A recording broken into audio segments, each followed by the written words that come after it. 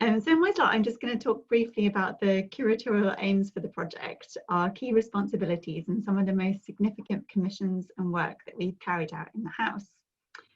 So from a curatorial perspective, the key aims of the project are to better present the house as the home of Henrietta Howard, a remarkable 18th century woman, to create a greater link between the house and its setting, and to emphasise the links between Marble Hill and the wider world through the objects housed within its walls and the materials used in its construction. Although Marble Hill's native collection was dispersed in the 19th century, the objects that have since been returned to the house and the materials used in its building tell multiple and diverse stories, from trading networks intimately entwined with the slave trade to the skill of carpenters who carved mahogany to create the magnificent Great Staircase. Okay, next slide. As curator on the project, there are 5 key things that I've been responsible for. The first was the process of emptying the house so that building work could begin. And this involved working with specialist art handlers to document, pack and remove to store all 800 collection objects over about 6 weeks in November and December last year. It was quite a dark and cold process, as you can probably tell from the slides. This was quite straightforward when it came to simple objects like chairs or tables, for example, but others such as beds with multiple parts made up in different materials that needed dismantling and individual packing complex and lengthy. Some objects also needed specially devised supports to allow us to move them out of the house. And you can see here in the top image a special wooden support that was made for one of the picture frames to allow the art handlers to safely bring it down the stairs with as little movement and flex as possible. Next slide, please.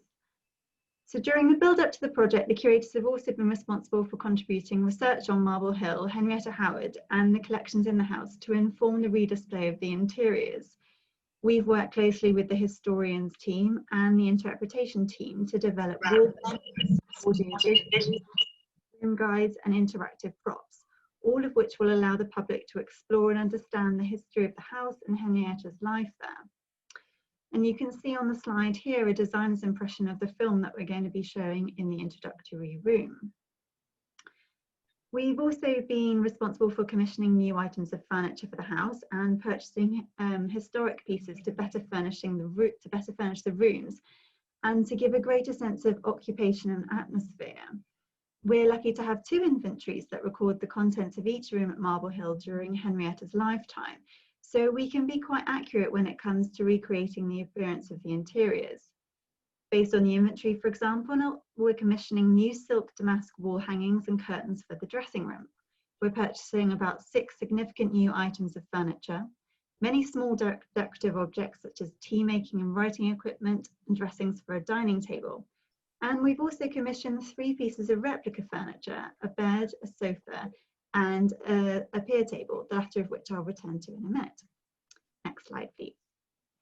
And just to give you a sense of how some of these changes are going to look, on your screens now you can see a visualization of what the dressing room will look like with its new damask hangings, new picture hang and new furniture. And next slide.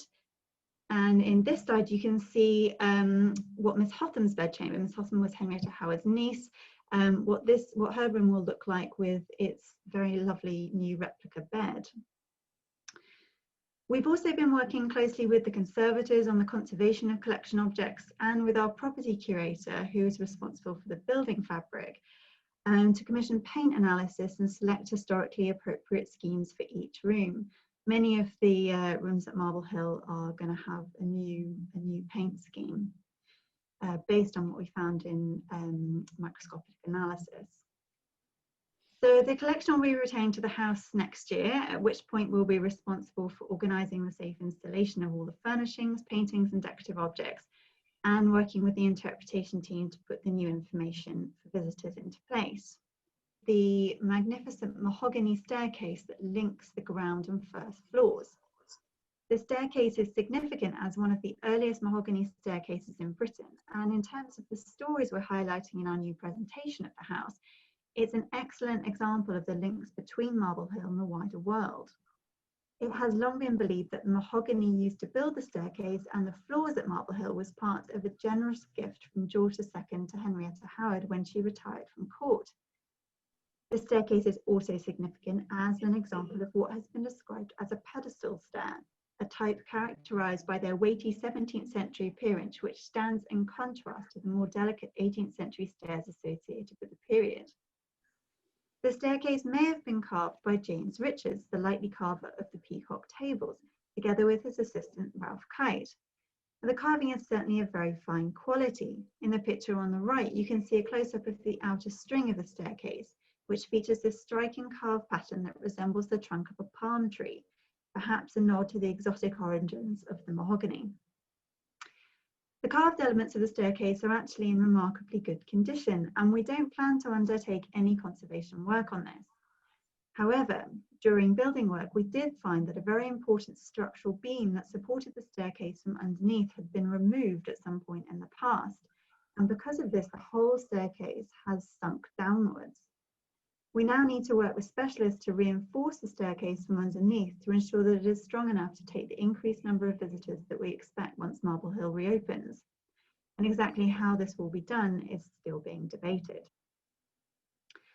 So I hope that this gives you a sense of some of the work that the curatorial can focus on in the house. And if any of you have any thoughts or questions, I'd really love to hear from you at the end. But for now, I'm going to hand back to Rachel, who's going to say a little bit more about our public engagement programme for the project. Thank you, Olivia.